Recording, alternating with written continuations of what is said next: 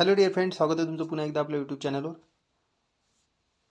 जर तुमच्याजवळ 15 ते 20 मिनिट दररोज असेल तर या फावल्या वेळेमध्ये आपण basic structure of share market he series चालू करत आहे. आणि शेअर मार्केटबद्दल तुम्हाला जाणून घ्यायचं असेल, कुठेतरी असं वाटत असेल की तुम्हाला इन फ्युचरमध्ये शेअर मार्केटची गरज पडणार आहे, ते तर 101% गरज पडणारच आहे कुणाला पण प्रत्येकाच्या मनामध्ये मीत असते की कुठेतरी जॉब करणाराच शेअर मार्केटमध्ये एंट्री करू शकतो. असं नाही मित्रांनो, तुमच्याजवळ लिटल अमाऊंट असेल तर तुम्ही शेअर मार्केटमध्ये छोटा अमाऊंटपासून पण सुरुवात करू शकता आणि असंख्य मोठे प्रॉफिट पण बुक केलेले आहे. काही जणांनी स्वतःचा एक पॅशन म्हणून पण ही सुरुवात केलेली आहे. आज खूप मोठा बिझनेस उभा केलेला आहे. तर ह्या गोष्टी आपल्याला या प्रेझेंट सिनॅरिओमध्ये जी की आत्ताची कंडिशन आहे, डिजिटल इंडिया आणि डिजिटल थ्रू आपण कशा पद्धतीने मनी अर्न करायचे, हे आपल्याला बेसिक माहिती शेअर मार्केटची असायला हवी. जर आता तुमच्याजवळ शेअर मार्केटबद्दल काहीच माहिती नसेल, शेअर मार्केट हे नाव तुमच्यासाठी नवीन असेल आणि असणार पण, माझ्यासाठी पण होतं. मी कशा पद्धतीने हे गोष्टी अभ्याससोबत पण 10 ते 15-20 मिनिट रोज वेळ देऊन कशा पद्धतीने समजून घेण्याचा प्रयत्न केला. तर हेच आपण तुमच्यासाठी जे की माझ्या नोट्स थ्रू पण समजून घेण्याचा प्रयत्न करू. आय होप मी तुम्हाला चांगल्या प्रकारे तुम्ही हे व्हिडिओ लास्टपर्यंत बघा. जर तुम्हाला व्हिडिओ आवडला तर जास्तीत जास्त मित्रांसोबत तुमच्या शेअर पण करा, त्यांना पण ह्या गोष्टी माहीत असायला हव्या. तर बघा, आता ए टू झेड आपण शेअर मार्केटबद्दल माहिती बघूया. आता तुम्हाला काहीच माहीत नाही आहे शेअर मार्केटबद्दल. शेअर मार्केट हे तुमच्यासाठी नवीनच आहे. मग त्यासाठी आपण बघा, आता तुम्हाला इमेजवर दिसत असेल की नेमकं दोन व्यक्ती आहेत. एक बुल आहे आणि एक बियर आहे, म्हणजे एक बैल आहे आणि एक अस्वल आहे. आणि या दोन व्यक्तीवरच आपण काय, या गुंतवणूकदारावरच खेळ आहे सर्व शेअर मार्केटचा, ते आपण आता पुढे बघणारच आहे. आता बेसिक स्ट्रक्चर म्हणलं, मूलभूत संरचना जर बघितली आपण शेअर मार्केटची, आता बुल काय आहे, हे गुंतवणूकदार कोण, बियर हे गुंतवणूकदार कोण, आणि हे माहीत असणं आपल्याला आवश्यक आहे. बुल म्हणजेच एक खरेदी करणारी. हे खरेदी करणारे लोक असे असतात जे की किंमत वाढीच्या बेसिसवर स्वतःचा नफा कमवतात. म्हणजेच यांना माहीत असते की कुठेतरी मार्केट वरती जाणार. आणि बियर हे गुंतवणूकदार जे असतात, हे विक्रेता असतात. यांना स्वतःचे जे की प्रॉफिट बुक करून बाहेर पडायचं असते, म्हणजे सेल करून, कारण की हे विक्रेता असतात. यांना कुठेतरी माहीत असते की मार्केट आपण खाली जाऊ शकते आणि त्यावर हे पैसे लावतात. मग जर बघितलं, बुल आणि बियरमध्ये एवढाच फरक आहे. बुल हे गुंतवणूकदार जे असतात, यांना माहीत आहे की कुठेतरी मार्केट वरती जाणार, त्यावर हे ट्रेड लावतात. आणि बियर असे गुंतवणूकदार असतात जे त्यांना माहीत असते की कुठेतरी मार्केट खाली जाणार, हे या पद्धतीने ट्रेड करतात. मग पीक जर बघितलं तर पीक काय असतात, जे लोभी असतात, ज्यांना जास्त नफ्याच्या हवेच्या पोटी हे या मार्केटमध्ये स्टक होतात, म्हणजे फसतात आणि जास्तीत जास्त तोटा अनुभवतात. तर आपल्याला पीक बनायचं नाही आहे. मग आता हे मार्केटच्या कंडिशनवर आपल्याला जाणून घ्यायचं आहे की आपण कोणत्या वेळेस बुल बनायचं, कोणत्या वेळेस बियर बनायचं, हे मार्केटचे ट्रेंड ओळखून घ्यायचे आपल्याला. मग सिम्पली लक्षात ठेवा, बुल आणि बियरमध्ये, बियर म्हणजेच जे की मार्केट डाऊन ट्रेंडला जाणार आणि बुल म्हणजेच मार्केट अप ट्रेंडला जाणार, अशा पद्धतीचे गुंतवणूकदार असतात. पुढे बघू. बाजार दोन प्रकारचा असतो, मूलभूत विश्लेषण आणि त्यासोबत तांत्रिक विश्लेषण. आता फंडामेंटल ॲनालिसिस आणि टेक्निकल ॲनालिसिस समजून घेणं आवश्यक आहे आपल्याला बाजाराचं. आता मूलभूत विश्लेषण म्हणजे काय? सपोज तुम्हाला एक उद्योग चालू करायचा आहे, तुम्हाला एक छोटासा स्टार्टअप चालू करायचा आहे. त्या स्टार्टअपसाठी तुम्हाला उद्योगासाठी 50,000 रुपये लागत आहे, पण तुमच्याजवळ आहे 40,000 रुपयेच. मग हे 10,000 रुपये काय करसाल तुम्ही? 10,000 रुपये कुठून तरी तुम्ही उसने घेणार, बॉरो करणार. मग तुम्ही उद्योग चालू केला, त्या उद्योगासाठी जी काही तुम्ही जमीन घेतली, त्या जमिनीसाठी भाडं द्यावं लागेल तुम्हाला. काही तुमचे वर्कर असेल, त्या वर्करला पण पगार द्याल. ह्या सर्व गोष्टी तुम्हाला लिखित स्वरूपात मांडून ठेवावं लागेल. कुठेतरी अशा पद्धतीने तुम्हाला एक फंडामेंटल विश्लेषण करून ठेवावं लागेल. ह्या बाबी आपल्याला मार्केटच्या संदर्भात महत्त्वाच्या नाहीत, आपल्याला टेक्निकल बाबी महत्त्वाच्या असतात मार्केटला जाणून घेण्यासाठी, आणि हेच आपण बाबी बघणार आहे होल सिरीजमध्ये. तर तांत्रिक विश्लेषण आपण बघूया आपण कशा पद्धतीने असते. त्याआधी आता मार्केटचा जे ग्राफ आहे, रिसेंट मी 2 तारखेचा घेतलेला, तर हे आपण आता हे तुम्हाला काहीच माहीत नाही नेमकं काय आहे, कशा पद्धतीचे कॅन्डल आहेत, कशा पद्धतीने कुठे जात आहे, काय आहे, काहीच माहीत नाही. त्याआधी आपल्याला थोडंसं बेसिक जाणून घेऊया टेक्निकल ॲनालिसिसमध्ये. आता टेक्निकल ॲनालिसिस ज्यांनी केलेली आहे ते 5 प्रकारे ट्रेड करतात. कोणी प्राईज ॲक्शनवर ट्रेड करतात, म्हणजेच की मार्केटमध्ये प्राईज वरती जात आहे, प्राईज खाली जात आहे, त्या बेसिसवर ट्रेड करतात. दुसरे असतात मार्केटमध्ये डिमांड आणि सप्लायवर ट्रेड करतात, की त्यांना मार्केटची डिमांड माहीत असते, त्यांना मार्केटमध्ये सप्लाय काय आहे ते माहीत असते. आणि तुम्हाला पण माहीत असेल की निश्चितच की ज्या वस्तूची डिमांड जास्त असते आणि सप्लाय कमी असते ती वस्तू जाणार वरती जाणार, भाव जास्त मिळणार, अशा पद्धतीच्यावर. आणि त्यासोबत जर बघितलं तिसरे व्यक्ती असतात फिबोनाची.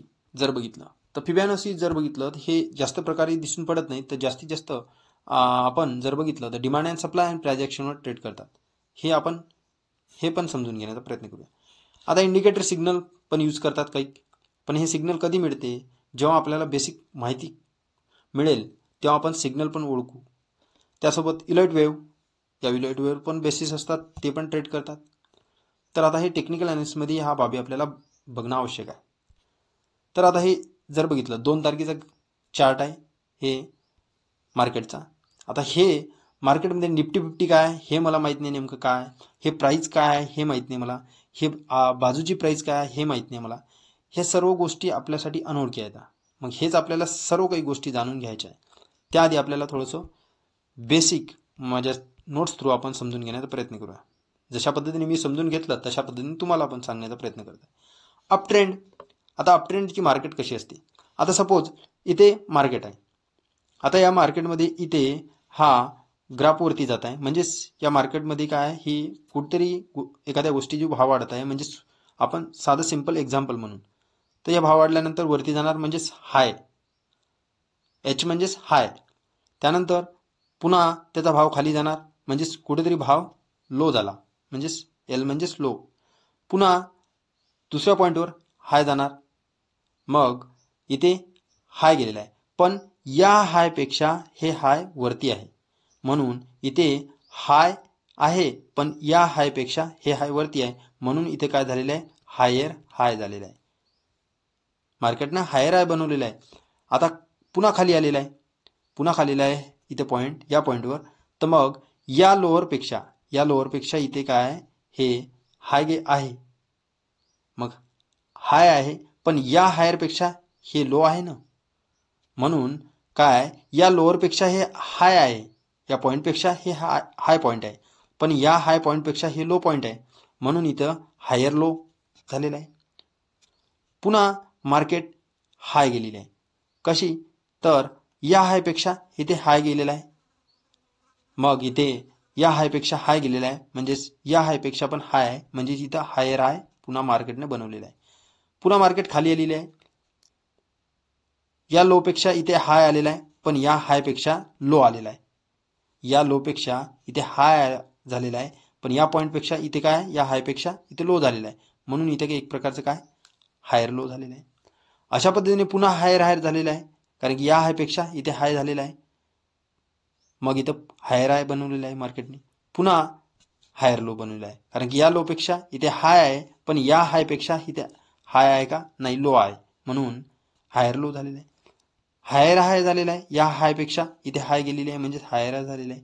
म्हणजे कुठेतरी तुम्हाला अशा पद्धतीने हे अपट्रेंड मार्केट आहे, म्हणजेच कुठेतरी मार्केट वरती जात आहे, कारण की या लोला बेसला, या लोच्या बेसला तोडलं का तिने, नाही, पण या जी काही लो आहे या लोला हे तोडत चाललेलं आहे, म्हणजेच कुठेतरी मार्केट वरती जात आहे. अपट्रेंड मार्केट आहे हे आपल्याला ओळखलं पाहिजे. आणि हे तुम्ही अपट्रेंड मार्केट तुम्हाला शॉर्ट टर्ममध्ये पण लॉंग टाईम मध्ये पण आपण ओळखू शकतो. तुम्ही 10 मिनिट म्हणा, 1 घंटा म्हणा, 5 मिनिट म्हणा, त्यासाठी पण हे मार्केटचे स्ट्रक्चर आपण बघू शकतो मार्केटवर. आपण ते आता मार्केटच्या चार्टवर बघणारच आहे, पण थोडंसं नोट्समध्ये समजून घेण्याचा प्रयत्न करू आपण. आता डाऊन ट्रेड मार्केट कशा पद्धतीने. आता सपोज मार्केट वरती आहे, पुन्हा लो झाली. आता लो झालेलं आहे, पण या हायपेक्षा इथे लो झालेलं आहे म्हणून लो आहे, पण या हायपेक्षा जर बघितलं तर हे लो आहे, पण या लोपेक्षा इथे हाय झालेला आहे ना, म्हणजे इथे हाय गेलेला आहे पुन्हा. मग आता इथे जर बघितलं या हायपेक्षा इथे लो आलेला आहे, पण जर बघितलं तर या लोपेक्षा इथे लो आहे, म्हणजेच लोअर लो झालेला आहे. जरी या हायपेक्षा इथे लो आहे, पण या लोपेक्षा पुन्हा लो झालेला आहे, म्हणजे लोअर लो तयार झालेला आहे. या लोपेक्षा जर बघितलं आपण आता, या हायपेक्षा इथे हाय आहे आणि या लोपेक्षा इथे हाय झालेला आहे. पण या हायपेक्षा इथे लो आहे, पण या हायपेक्षा इथे हाय आहे, म्हणजेच हायर लो झालेला आहे, लोअर हाय झालेला आहे. लोअर लो, हायर हाय, लोअर हाय.